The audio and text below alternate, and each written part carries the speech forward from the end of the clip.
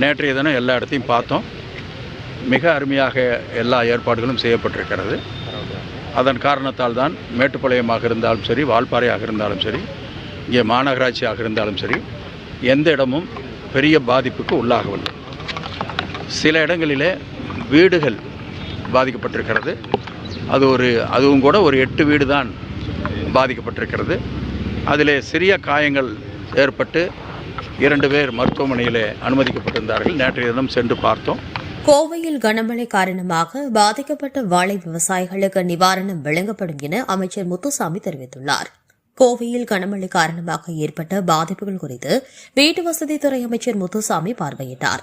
இதனைத் தொடர்ந்து செய்தியாளர்களை சந்தித்து அப்போது பேசிய அவர், முதலமைச்சர் ஸ்டாலின் உத்தரவின் பேரில் மேற்கொள்ளப்பட்ட சிறப்பான முன்னெச்சரிக்கை நடவடிக்கைகள் காரணமாக கோவையில் பெரும் சேதம் தவிர்க்கப்பட்டது.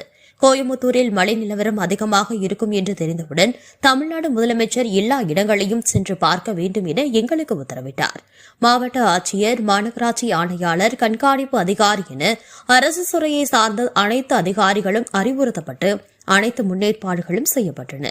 நேற்று அனைத்து இடங்களையும் பார்வையிட்டோம். மிக அருமையான முன்னேற்பாடுகள் செய்திருந்தனர். அதன் காரணமாகத்தான் மேட்டுப்பாளையம், வால்பாறை போன்ற பகுதிகளில் பெரிய பாதிப்புகள் ஏற்படாமல் தடுக்கப்பட்டது. சில இடங்களில் வீடுகள் பாதிக்கப்பட்டு இருக்கிறது. கோவையில் 8 வீடுகள் மட்டுமே பாதிக்கப்பட்டு இருக்கின்றன. அதில் சிறிய காயங்கள் ஏற்பட்டு 2 மருத்துவமனையில் அனுமதிக்கப்பட்டு இருந்தனர். அவர்களையும் நேற்று நேரில் சந்தித்து நலம் விசாரித்தோம். இன்று மருத்துவமனையில் சிகிச்சை முடிந்து வீடு திரும்பி இருக்கிறார்கள்.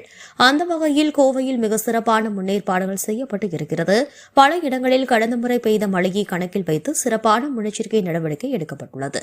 மழையால் பாதிக்கப்பட்ட வாழை மரங்களுக்கு மாவட்ட ஆட்சியர் 23 லட்சம் இழப்பீடு வழங்க முன்மொழிவு அனுப்பியுள்ளார். அந்த பணம் வந்ததும் நஷ்ட ஈடு கொடுப்பதற்கான ஏற்பாடு செய்யப்படுகிறது. அதேபோல 90 நிவாரண மையங்கள் ஏற்பாடு செய்யப்பட்டு இருக்கிறது. அவர்களுக்கு உடனடியாக சாப்பாடு செய்து கொடுக்க ஏற்பாடுகள் செய்யப்பட்டு உள்ளன. தற்போது ஒரே ஒரு நிவாரண மையத்தில் மட்டும் 100 பேர் தங்க வைக்கப்பட்டு உள்ளனர். மற்ற இடங்களில் பிரச்சினை ஏற்படவில்லை. காரணம் முன்கூட்டியே செய்யப்பட்ட ஏற்பாடுகள்தான் என தெரிவித்தார்.